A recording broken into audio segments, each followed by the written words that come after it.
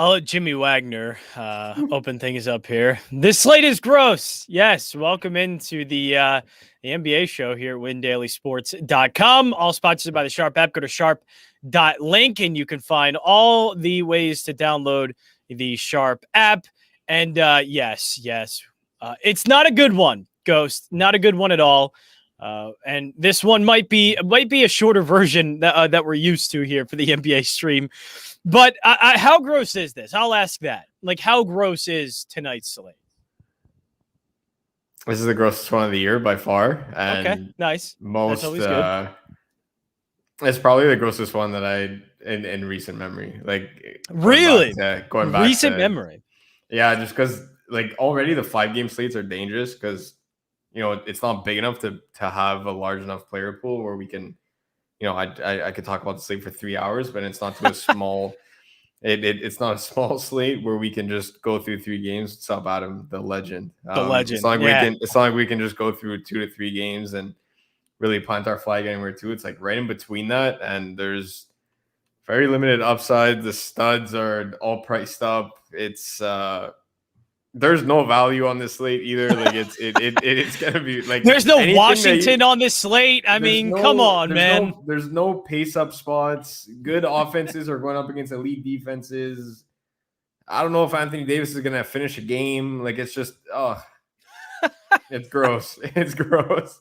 But we don't take days off, so it's gonna be another profitable night. It's gonna be another. So when there is, we'll do this because one thing I always think it's good to preach.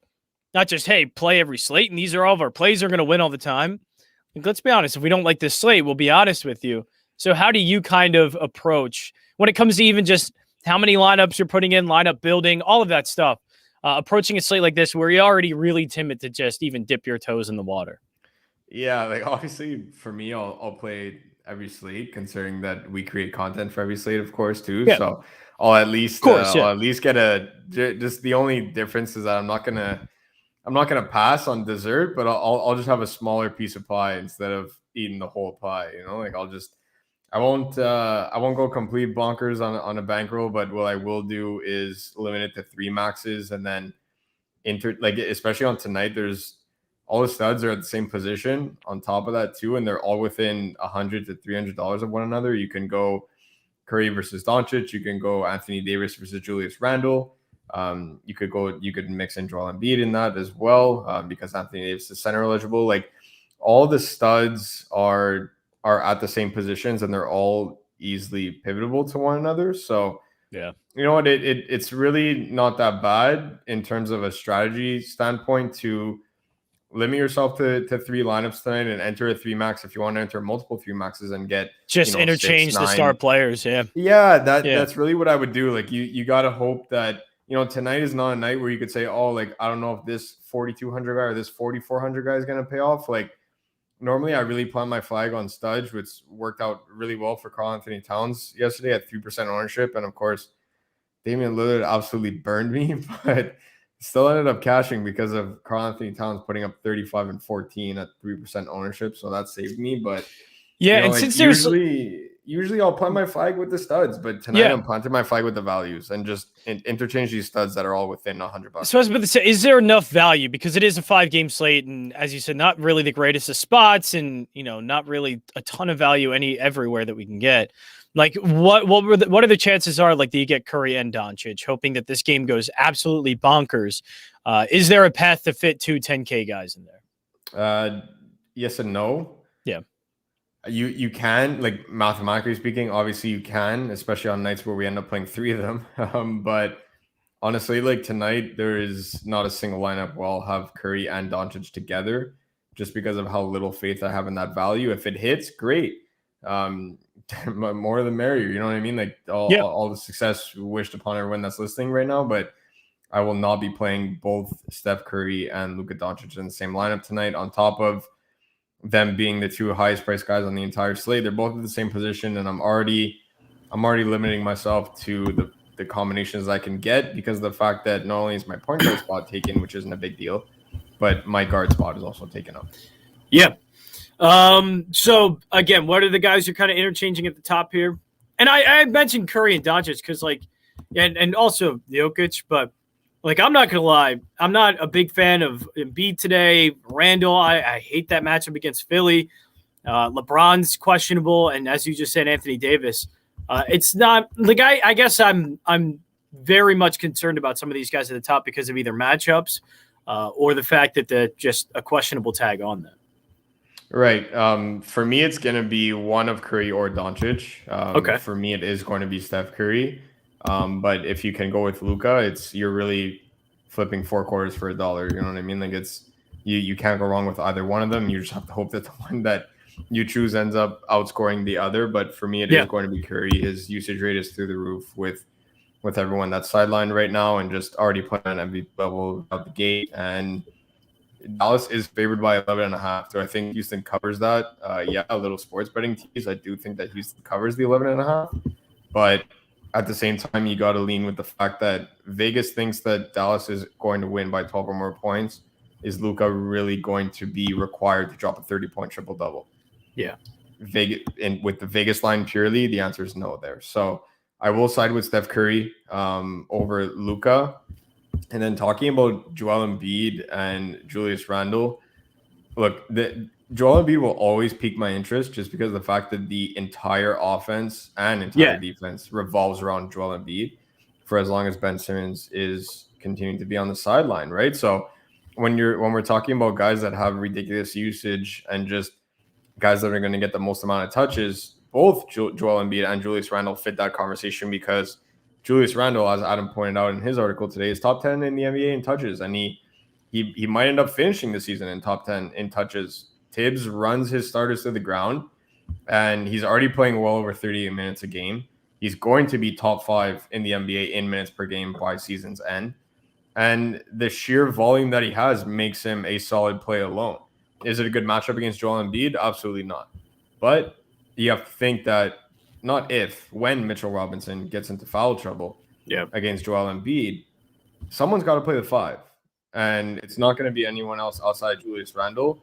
They'll just try and pull him out closer to the perimeter to try and keep him in that mid-range game where he's able to face up against Joel Embiid because he can't back down on him. If he's going back to the post on Joel Embiid, it's going to be a very, very long night for the entire Knicks offense. So they're going to want to keep this offense to the outside, and Julius Randle can do that. So with the sheer volume that he has, he's certainly in play. And then the last guy that I want to talk about is Anthony Davis. This is a matchup against Jakob Poeltl where he's going to be able to dominate, and he's coming out of the gate in the first few games here for the Lakers doing exactly that. He has been dominant. So seeing AD log nearly 34 minutes a night, and the Lakers know, and they got a good sense of this early on, that it's once again riding a big 3 with one, if they're lucky, 2 guys that are going to be hitting shots. And that's the only way that they win games. And that's the only way they will win games from now until April, is if Anthony Davis, LeBron James, and Russell Westbrook end up having good nights and they're combining for 70-plus points, the 3 of them together. And then we need a Carmelo Anthony. We need a Malik Monk. We need a Ken Bazemore. We need someone being able to hit shots. That's all they need. They need that 4th guy to be able to put up 15 to 20 off the bench. If they get a 20-point score off the bench, great. But they need at least one 15-point scorer off the bench. And they'll be able to contend in games. And that's exactly what Anthony Davis is going to be doing tonight. LeBron James actually downgraded to questionable. He was listed as probable, downgraded to questionable in a matchup against DeJounte Murray and the Spurs. So, I kind of hope that he plays to lower Anthony Davis's ownership. But if he doesn't, either way, as crazy of a slate as this is, it only fits the bill to lock in Anthony Davis. Love it. All right. Anthony Davis in there. You know what? I could go for that. So Anthony Davis in. We have a couple of the top guys here. Where's the value coming at? I know, again, ugly slate, so the value is going to be tough, but I'm sure there are a couple of spots here that you at least have eyed up. Yeah, absolutely. If you're not playing Luka Doncic, and this is to the point how gross this slate is because this guy's cheeks, but volume is going to be there, and he is going to be a score on the bench for them. But Jalen Brunson at 4,200 at a yes, Villanova Wildcats, baby, love it, love it. Shooting guard is shooting guard is something tonight. I'll leave it at that. And you know what? There's only 3 guys that I'm really considering there. And Jalen Brunson's going to be one of my main value pieces just because of the fact that he fills a need at a position that I absolutely hate. So why force a 6K mid-range guy at a position that I already hate? I might as well take one of my value plays there, because if it pans out, it's 2 birds, 1 stone.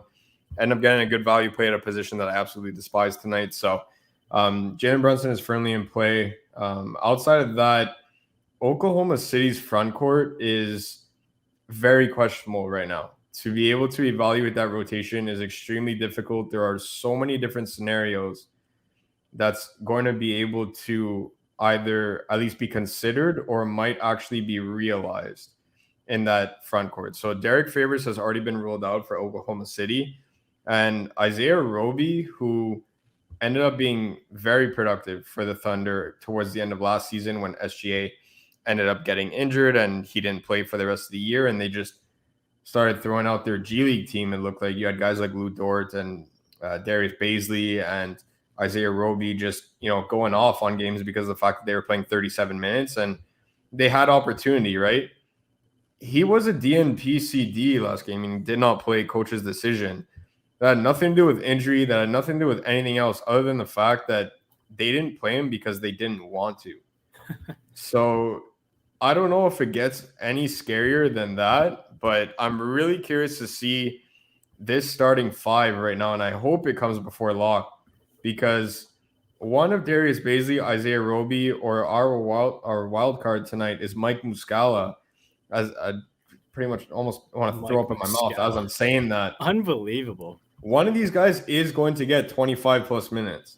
And considering this is a game against a Golden State team that plays really fast and absolutely blows in the paint, there is going to be an opportunity for one of these big men to flourish. So right now, Mike Muscala, what a mugshot. Oh my God. Mike Muscala. And if Isaiah Roby starts, I'm really curious to see where ownership lands there. But Muscala playing a comfortable 15 to 20 minutes off the bench. He's going to do that again tonight. Very productive in those minutes that he's been playing throughout his career, let alone the start to this season. He has been doing well.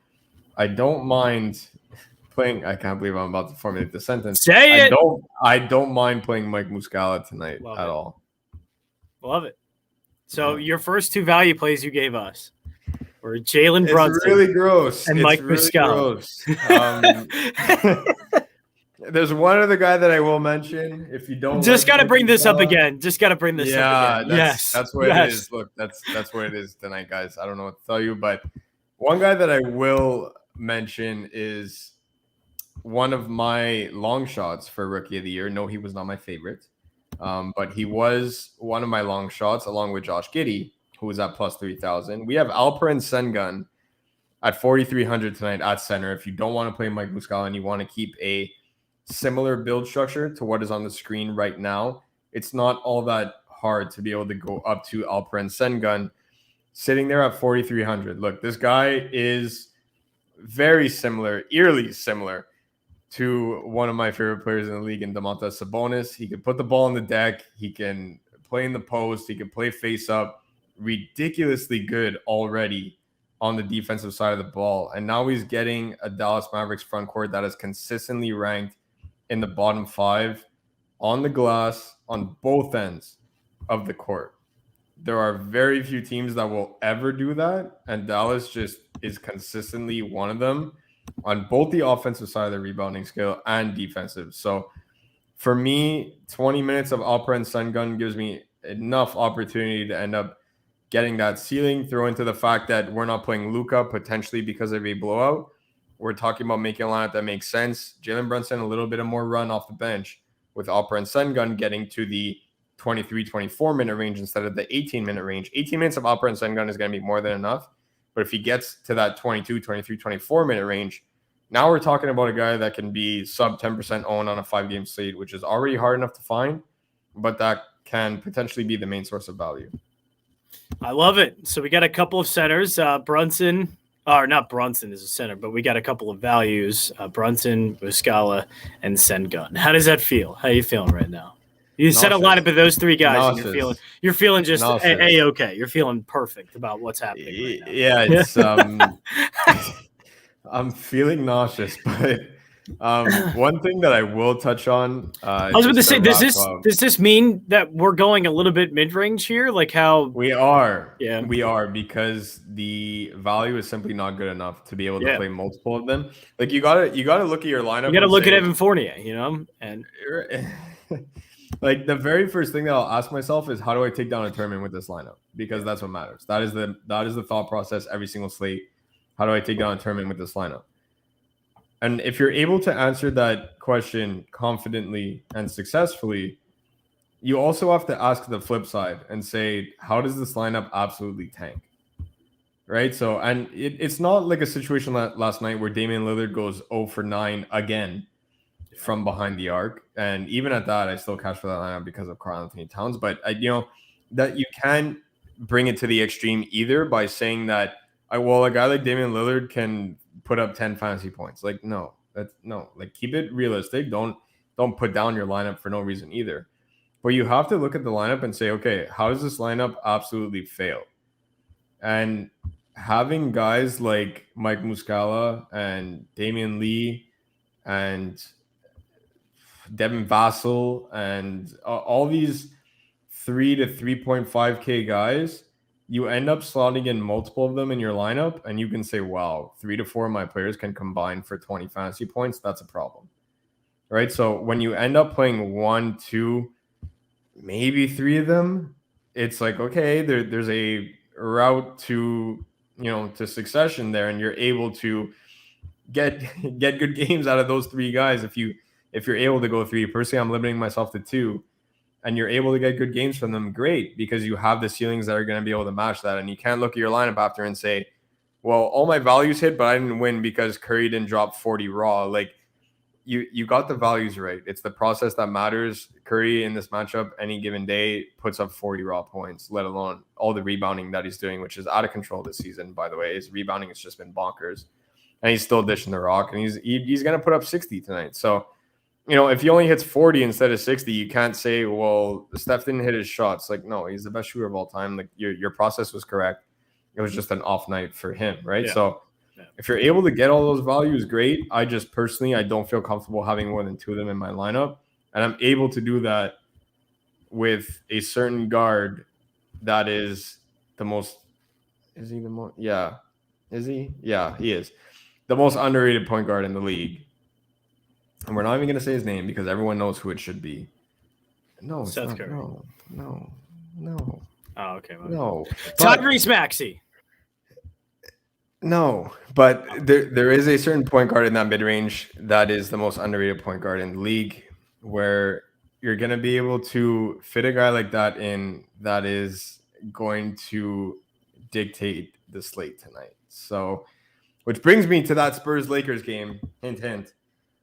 So what I will talk about this Spurs-Lakers game is that you need to approach this game, and this is the way that I'm approaching. So by no means do you have to absolutely follow it, but this is my opinion on this game. And I know I see a couple of people talking about it in Discord, and they've been waiting for me to explain this because I can't be typing, APA style formats in Discord, of course. But it's DeJounte Murray. So that's where you end up saying to yourself, okay, if LeBron plays, who do I need? The answer would be 0 Lakers.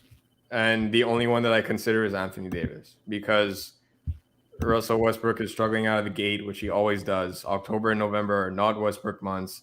December, January, February, he starts to pick it up. And then late February to the end of the season, he looks like a much improved version of Oscar Robertson. That's just the season path of Russell Westbrook dating back 10 plus years. That's the way that he does it every single season. So I'm not playing Westy tonight, as enticing as that is at 9K. He just can't hit a shot right now, which again is normal. Shooting, 40%, if not lower, every single season. I'm throwing him a bone by saying 40%. It's 40%, if not lower, every single season in the months of October and November. So I will consider Anthony Davis even if LeBron is in. If LeBron is out, I 100% will be playing Anthony Davis. I likely will be playing 100% Anthony Davis either way. But one guy that shoots up the board in these rotations, if LeBron is out, is Kelden Johnson at 5,200. So I'm going to lay out two different scenarios here. If LeBron is out, I will be playing Kelden Johnson. And the main reason why is that if LeBron is out, you got Wesley carrying the rock for 36 minutes. Ton of turnovers to DeJounte Murray, by the way. DeJounte Murray might get 15 steals tonight. Kelden Johnson is going to be needed to guard the wing for 35 plus minutes. Because if LeBron is out, Frank Vogel is going to go, okay, which one of these 50-year-old wing guys that we signed out of the retirement home is going to be able to put up 20 plus points for us tonight? Outside of Melo. Melo's a G. Melo's a real one. He's going to be able to slot in perfectly, and I really do like Melo at 5,200. I'm talking about the Malik Monks and all these other guys that they signed. Which one of them is going to be able to put up points behind Russell Westbrook, Anthony Davis, and Carmelo Anthony? And that's where Kelden Johnson comes into play, because now the Lakers offense shifts to AD gets it in the post, and he's either going to attack, which he will a large majority of the time, but when he's getting doubled or it's getting physical in the paint there, he's going to be able to kick it out, and these guys have to be able to hit shots, and that's where Kelden Johnson comes into play. So getting exposure to Kelden Johnson would be huge if LeBron is out. If LeBron is in, I'm all over the entire Spurs backcourt, and I say entire as if it's like a pack of 10 guys. It's literally Derek White and DeJounte Murray for me. I'm going double Spurs guard stack because, number one, DeJounte Murray will hit 35 DK on steals alone tonight because of Russell Westbrook's going to get like 50 turnovers. And Derek White has been scoring for them, and he has been that number 2 option alongside Kelden Johnson. But now you have Kelden Johnson matching up at the 4, at least on the offensive side of the ball, where he's now seeing a lot more Anthony Davis. That's a big no-no. We want Kelden Johnson playing on the wing and guarding on the wing, going up against Melo defense, going up against Malik Monk defense, and guarding guys like that, because that just means more money and more minutes and more everything for us. But if LeBron is in this game, their defensive scheme ends up changing a little bit, and it's going to be DeJounte Murray, Derek White all day long. I want both pieces of that backcourt, and likely out comes Jalen Brunson, and I will play Derek White at that absolutely horrendous shooting guard spot. Love it.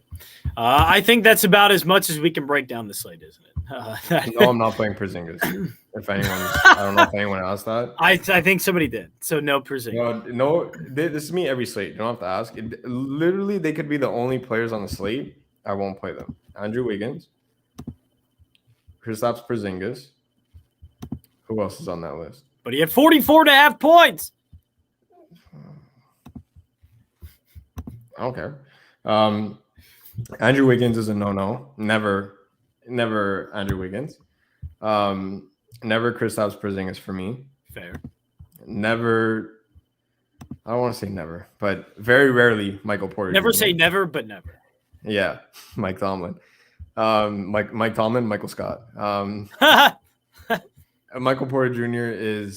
takes a lot for me to play Michael Porter Jr. Tonight is not going to be one of those nights. I do like Will Barton, though. Will Barton in this matchup matches up fairly well. And I do like Jordan Clarkson off the bench. I will throw that out there as a flyer to that brutal shooting guard position. I do like Jordan Clarkson off the bench a ton in this game. So that's it. That's about it. Right. That is the complete rundown.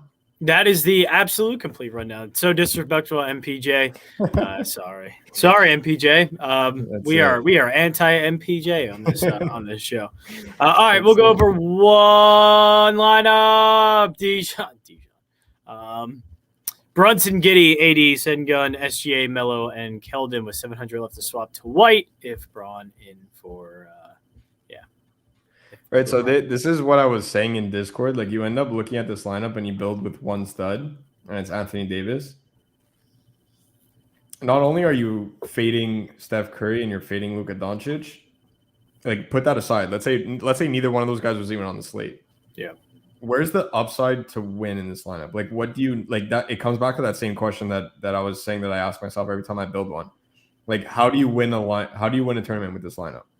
I'm not saying that mean, like, I'm genuinely asking, like, and then this is what I would say to myself. Like, okay, DeJounte Murray is DeJounte Murray. It's like Sabonis. It's like Beal. We never have to explain anything to anyone when it comes to playing those guys in DFS. So you need a good game from Jalen Brunson. You're not playing Luka. Okay. more touches off the bench, correlation with Sengun getting a bit more minutes, maybe a blowout, maybe not, but okay, that works. Josh Giddey is going to be able to dish the rock. His passing looks very good in his rookie season, even though it's only been a couple of games there. He looks very good on offense, but again, it's like you're playing Josh Giddey and SGA. That means that OKC keeps this game close. How do you not play Steph Curry in a scenario like that? Because if Giddey and SGA are both the ones to get you there, especially SGA in that 8K range, like SGA over a guy like Christian Wood, SGA over a guy like Donovan Mitchell, which is going to be a much more competitive game. Right? Like you have to look at if SGA is outscoring guys like that, it's because it's a very competitive game between Golden State and OKC, which is certainly plausible, especially in the NBA. Any game can stay close at any point in time. Absolutely. Yeah. But at that point, if Giddey and SGA are keeping this game close, don't you want 36 minutes of Steph Curry in your lineup? Right? Like that's where I get worried about lineups like this, where if you're fading both Curry and Doncic, it's not necessarily the issue with fading those guys. That's a problem. It's that the guys that we end up going to in the script that lays out for us, you end up needing Steph Curry either way. So that's where it's like, or you can go completely different and go Donovan Mitchell and Joker in the late game hammer, but that's not really a route that I want to take. So it's like, again, you end up coming off Steph or Luka and you go down to that 8K range. The first guy you're going to look at is SGA. Giddey's already doing well, and he slides in very nicely at small forward. All of a sudden, you got OKC's two main contributors, and you don't have Steph Curry, right? So that's where we have to revisit the lineup a little bit. If anything, you would have to get off Anthony Davis in this lineup and go to Steph Curry, concerning you already have Carmelo Anthony too. Like if Melo's banging home threes, you don't want Anthony Davis going for 40 and 20. Yeah. Well, that's about as best as you can explain it, and that's why, Ghost, we have you here on the program. You will be in the Discord chat, I'm sure. We're going to have all of our DFS experts in there as long. Adam will be there as well in the Discord chat. That is it for us. Actually, stay tuned right after this. We're going to have our targets and touches stream for looking ahead to NFL Week 8 and looking at some of the targets and touches for Week 7, how that can correlate into Week 8, especially looking at some of the matchups for the next week in the NFL. That is it for us. 1 week free trial. You can still get that WDS.1/live-week. You can use that link to get a 1 week free trial. And of course, that link is in the description below. That is it for us tonight. Good luck on this ugly ass slate. We'll be back tomorrow for more on WinDailySports.com. Happy Taco Tuesday. Taco Tuesday!